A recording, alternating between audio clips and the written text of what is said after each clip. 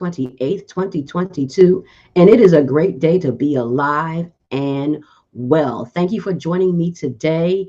And again, this is Life with Sharon, Midday Motivation, and today we are talking about how to know where you have control and where you don't. This is a very important topic because oftentimes we try to control things that we have absolutely no control over.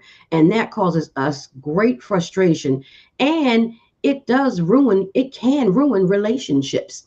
And so some of us may be on the other end of that happening. So we're going to talk about today how to know where you have control and where you don't. And it's actually when I share this with you, it's pretty simple to know. Now, I'm not saying it's simple to do, but there's very little control that you actually have over everything in life. And that is part of the issue because we think, as I said, we think we have control over, or maybe it's not even we think we do, we just want to. Maybe that's it. We want to control so many things and we can't. And we're mad, we're frustrated, we're angry, we're arguing about it because someone won't do what it is that we want them to do when they're they're in control of themselves, just like you are. So we're going to get into that today.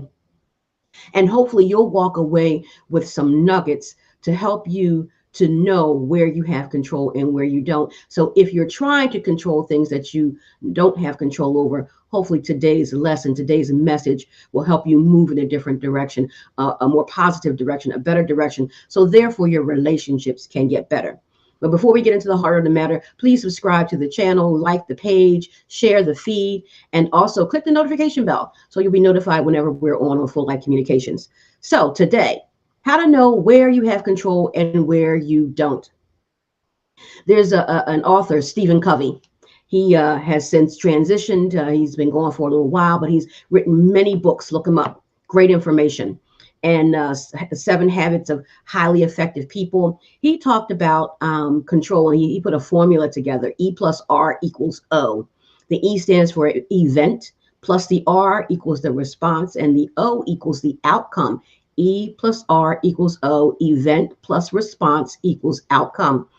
That is, and why reinvent the wheel? That is the perfect way, and it's easy way because it's easy to remember for people to understand where they have control and where they don't. So the E is the event. Again, the R is the response and the O is the outcome.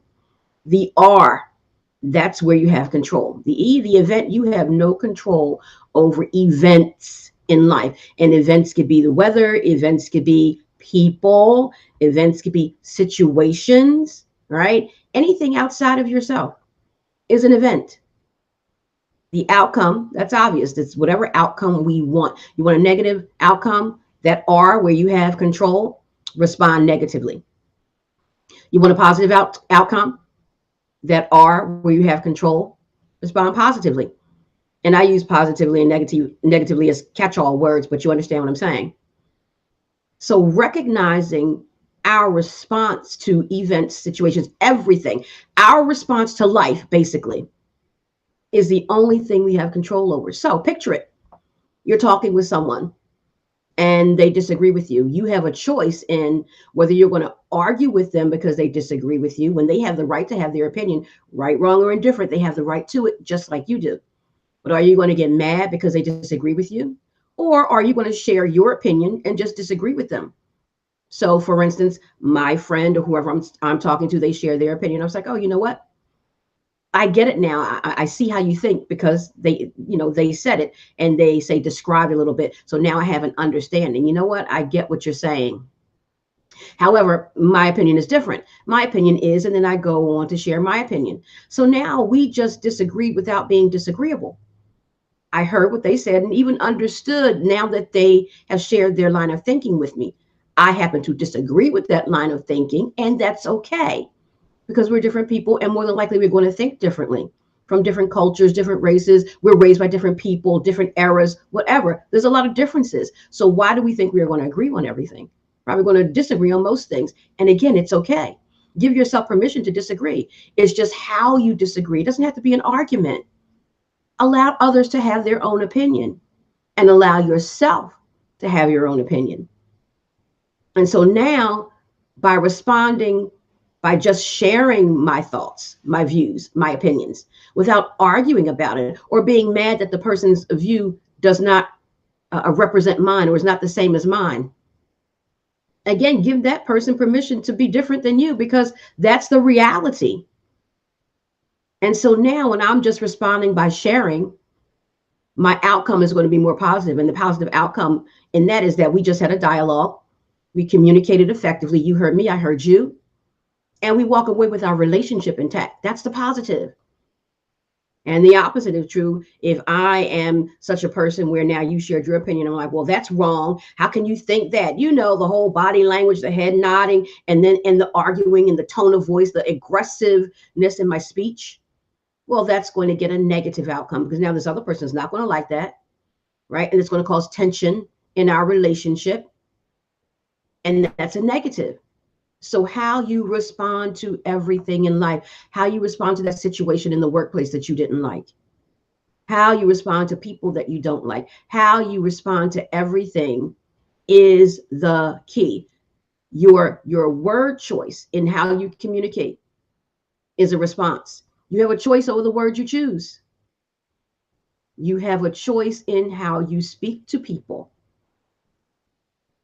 So you have to look at, what is it that I'm doing in any given situation with how I am responding to the outside, which I cannot control.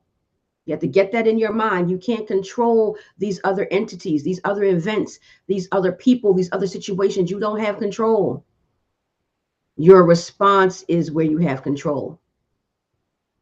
And we talked about the other day, emotions. You don't have control over your emotions. But what you can do is manage them when it happens, and all emotions are valid. But when say, we'll say more on the negative side, when more of the negative side of the emotions happen and you're feeling some type of way, how do I want to manage that feeling? Do I want to go off on people and use all kinds of aggressive language and things of that nature? Or do I want to maybe be introspective, think about what's going on with me, take some time to myself and think about what are the facts of the situation and what are the emotions? Separate the two. Because when problem solving, you want to deal with the facts, not the emotions. The emotions are what allows the situation to go south. But the facts of the matter, that's how we can problem solve. That's how we can get somewhere. Because now we're attacking the problem, excuse me, and not the person, and not one another. So take some time to think about, how do I want to respond to how I'm feeling? I don't want to be up in arms, because I don't want that outcome. Remember, it's about the outcome. Your response equals the outcome. You don't have to, unless it's a crisis situation, you don't have to respond right away. Take a moment to think about how this is going to affect the outcome that you want. And we all want a better outcome, but our behavior oftentimes doesn't reflect it. So that's really the talk for today, because it's simple, not simple to do, because our habits, right? In our humanity, we're broken and we're frail and we're flawed. And so we do things. But again, this platform is about intentional living. And when we do these things and we're thinking intentionally, now it's like, okay, I'm looking at how I'm responding to things. I'm thinking about how I'm responding to things. And I want my outcome to be different. So I am going to respond differently. That's intentional living. Not trying to control things that I have no control over, which is anything outside of me, outside of my response. Stop trying to control other people. And manipulation is a form of control. We talked about that the other day. You don't like when people try to control you. So don't try to control other people. It can ruin relationships, and it can give you a bad look, because people know, they might not be saying anything, but they know. And what they might be saying behind your back, oh, she's controlling. She just wants to have everything her way. And when not, she's mad. Or he or him. Is that true about you? Is that true about me? If it is, I need to look at myself. And we need to really be honest with ourselves. How do I respond to things? And listen, you can't change what's in the past, but you can do something about the present. So don't dwell on what you've done in the past. Can't change it. It's done. But do something different now so your future can be better. Practice every day. Practice.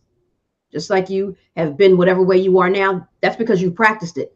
It might not be so much intentionally, I'm practicing it, but it's become a habit because you've done it over and over and over again. And that's practice. So practice this new thing. This new thing is being intentional about how I respond to get the outcome I want. And the outcome you want is always going to be, who doesn't want a good outcome? Now, of course, there are some people who I want to be negative or whatever.